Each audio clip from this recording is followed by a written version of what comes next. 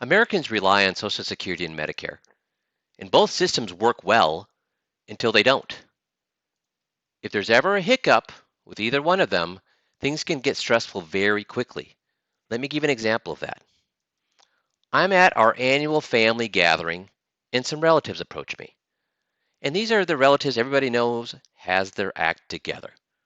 They dot all their I's, they cross all their T's, they're well off, and they approach me and they say, "Hey, we know you're a financial advisor. We've just retired. Would you mind taking a look at our finances?" Now, they must have seen my eyes light up because they said, "Whoa, whoa, whoa, not the investments. Those are locked up. We have a good advisor. We just want you to make sure we have our affairs in order." And I said, "Well, I'm an investment advisor, so typically I help people with their investments. But your family, you know what? I've got friends in the industry, Social Security experts. I've got legal experts. I've got all these people I can tap into, and I'll do some research. Yes, I'll help you with make sure your family affairs are in order." And that's what I did. Tapped into my expert friends, did some research, and I actually found there were 7 things that they had not done, or if they'd done them wrong. And if we hadn't taken care of these things, they would have been in a situation where it would have cost them a lot of money, a lot of time, a lot of hassle. And we took care of these things virtually at no cost. And I was pretty proud of myself because they were so grateful that I'd done that for them. And I went to my wife with my chest puffed out. I thought she was going to pat me on the back for helping the relatives, but instead she had a question for me. She asked, "Well, that's great, but have we done these things?" And I thought, holy cow, my well-to-do relatives that are known for having their act together didn't have these 7 things done or done right. I've been in the industry for 35 years, and no, I hadn't done these things for my own family or done them right. And I started wondering, I wonder how many of my clients have. So I started to walk through these documents with my clients, and I found out, guess how many of them had done these 7 things or done them right? 0. So I took care of it for my clients. I started to talk to my colleagues across the country, other financial advisors, and said, "Hey, there are things that your clients are missing." And they would say, "Are you kidding me? They've got me as an advisor. I've got these things handled. They have good attorneys. They have good accountants. There's no way they could be missing these 7 things." And do you know, not only did my clients not do these things, but all my colleagues across the country validated that no, their clients had not done these 7 things either or done them right. But before they would get to that point, and maybe you're at this point right now, you're asking, well, like what? Like what kind of things are you talking about? What are these 7 things? Well, let me give you just one example. Did you know that Social Security kills thousands of people a year? Now, they don't actually kill them, but they kill them on paper. Somebody makes a mistake and they transpose a digit on a Social Security number or a birthday, or they get an address wrong or a spelling wrong, and you're still among the living, but as far as Social Security is concerned, you're dead. And this has been validated with many different magazine articles, newspaper articles across the country that this happens. And in fact, the New England Journal of Medicine says this happens to thousands of people a year. And you might be thinking, okay, but why does that matter? How would that affect me? Well, let's just walk an example of what happened to a gentleman. He was a retired professor and he was going to go bowling with his friends on a Saturday afternoon. And he went to the ATM machine and put in his code, and the ATM machine told him that your account's closed. Now, what do you think happened to him? Well, Social Security had killed him accidentally, and of course they didn't notify him because they thought he was dead. So when Social Security contacted his bank and said, "Listen, we're sending $2,500 a month to him. He's been dead for 2 months," or so Social Security thought. "You need to send those 2 payments of $2,500 back, or $5,000 back to Social Security." And when Social Security tells the bank to send the money back, guess what the bank does? They send it back. And then the bank's thinking, well, if he's dead, we better do what to his account? We better freeze his account until we hear from the courts what we should do with this account so there's no fraudulent activity. So that's why his account was frozen. And it was on a Saturday afternoon, so he couldn't even call the bank to find out what went on. So what do you think is happening to his blood pressure at this point? Yeah, it's going up. So he goes across to the street to the pharmacy and says, "Listen, I need my high blood pressure medicine refilled." Now, is there a government agency that's connected to Social Security that deals with health care? Yeah, Medicare. So if Social Security killed him, guess who else killed him? Medicare did. So the pharmacist looks and says, well, our systems say that you're dead. And this professor, Jim, said, I'm not dead. You see me right here. And they said, I know, but if the system says that you're dead, to prevent fraud when it comes to medicine and pharmaceuticals, we can't give you this until you get it straightened out. Well, now Jim has a stroke and he's incapacitated. Now, do your bills go up or go down when you're incapacitated? They go up. So he and his wife now are seeing bills go up. And who's not helping pay for the bills? Medicare. And what has happened to their income since they're no longer receiving Jim's check? It's gone down. So at the very time they need more income, they have less. The very time they need more help with the medical bills, they have less. So she calls up the Social Security Department and says, what are you people doing? What are you doing with my husband's Social Security, with my husband's Medicare? Now, have you ever called the cell phone company or the cable company and your name was not on the bill? Will they talk to you?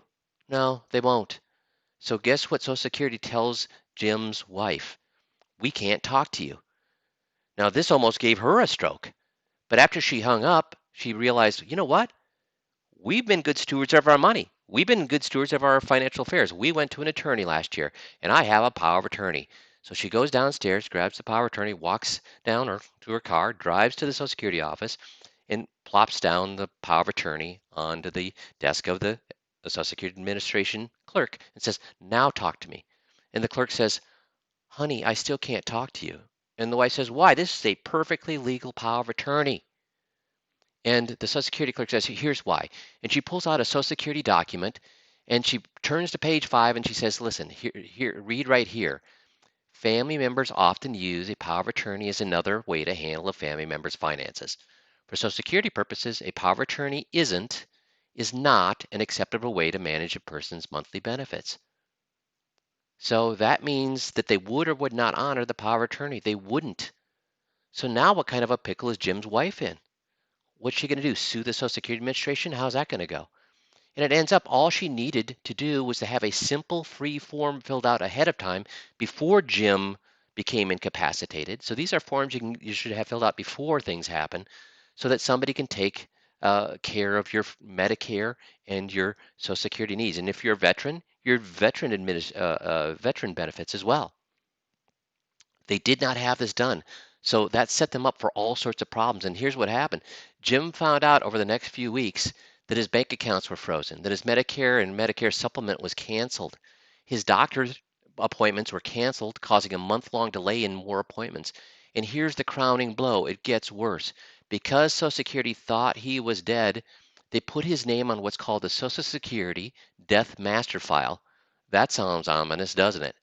Well, on this file, when Social Security thinks you're dead, they're going to put his name, Social Security number, his birthday, and his supposed death date. He's still alive, but because they think he's dead, they put his death date too. And then they release that to the public. Do you see here where it says U.S. Department of Commerce? Entities and people, the public, can now buy that information. And that file, like it says right here, that file includes Social Security number, name, date of birth, date of death. So Jim's still alive, but this information is floating around out there to the public. And what does that set him up for? Identity theft. Now, they did finally get this stuff taken care of, but it took months to fix his Social Security and Medicare. And he still has to watch for identity theft constantly because that information was out there. So that's just one of the 7 things that we found weren't being taken care of by people, especially people who are retired. Let me give you a quick other example of another thing we found out was that when people are married, they get 2 checks from Social Security. If, God forbid, one passes away and eventually one of our spouses is going to pass away, what happens to the Social Security check? It disappears. So what happens to their income? It's cut in half.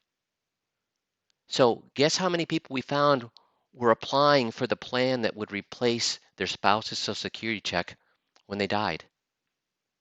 None of them. And folks, do these things matter? Yes, they do.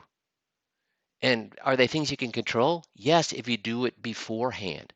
So all we need to do is turn on the news right now, and we're seeing being bombarded with all sorts of things that matter. But can we control many of those things? No, we cannot. But we can control having the proper paperwork to make sure we can handle our spouse's Social Security and Medicare or veterans benefits. We can make sure that we've applied for a plan that will replace their income. We can control the things that these 7 documents would do for you. So what should we focus on in these times of trouble? Things that matter, things we can control, or the crossover right here. And those 7 things are things we can control. So, as I mentioned earlier, I do work with a limited number of colleagues across the country, other financial advisors who are qualified and trained to help with these documents. I urge you to contact the advisor that sent you this video via email or phone. Contact them via their email or their phone so they can assist you with these documents at no cost during this time of need. See, when ordinary people pull together, extraordinary things happen. So we're doing this because you know what? We've heard on the news that that restaurants who are being closed and small business people who are being hurt financially with this coronavirus, they're still tightening their belts and doing good for the community. They're taking their last food and they're giving it out to the community for free. They're serving lunches to school children who aren't getting them at school. We've heard of communities pulling together and providing daycare as a community for first responders and for the medical people. They're all pitching in. We're all pitching in. We have people that are shopping for people that have that are susceptible to disease, older folks, or people that already have pre-existing conditions. People are pitching in and helping everybody. As financial advisors, we're not cooks. We don't own restaurants or grocery stores. We're not qualified for daycare, but we can help people with their finances. So during this time of need, we're offering these 7 documents at no cost to anybody that wants them.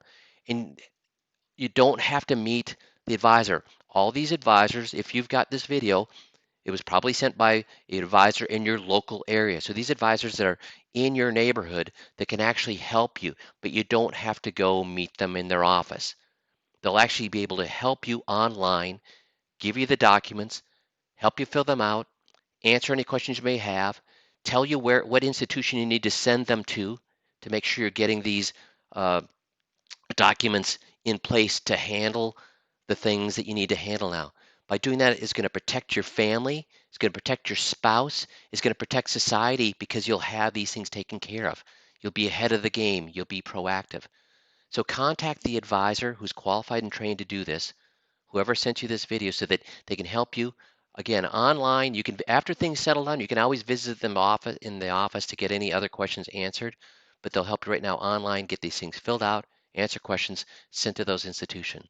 So please, please, please allow us to help right now.